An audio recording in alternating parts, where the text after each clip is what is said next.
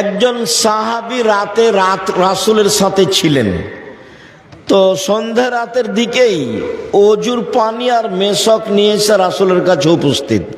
আল্লাহ রাসূল এই নেন, অজুর পানি আর মেশক নেন। তো আল্লাহ রাসূল খুশি হয়ে বলছেন, সালমা শেতা, তোমার মনে যেটা চাই সেটাই চাও, আমি তোমাকে দিয়ে দেব। চাও, কিছু চাও, আমি তোমার কাজে খুব খুশি হয়েছি।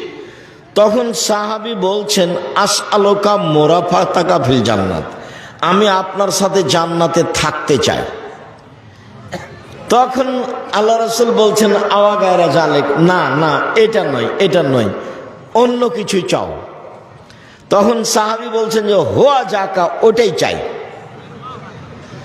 তখন আল্লাহ রাসূল বলছেন যে আইনি আলা নাফসিক বিকাসরাতিস সুজুদ, আমি তোমাকে সরাসরি জান্নাতে নিয়ে থাকতে পারবো না, তুমি একটু বেশি সিজদা করে তাহাজ্জুদ পড়ে আমাকে সহযোগিতা করো, যাতে করে আমি তোমাকে নিয়ে থাকতে পারি।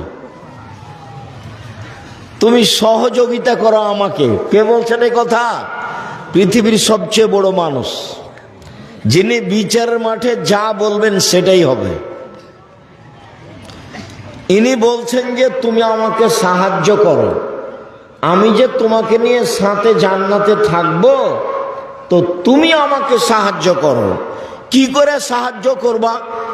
তাহাজ্জুদ পড়ে।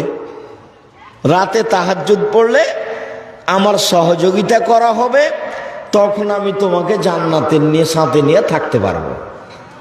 জান্নাতে রাসূলের সাথে থাকার একটা পথ, আর একটা সহজ পথ বল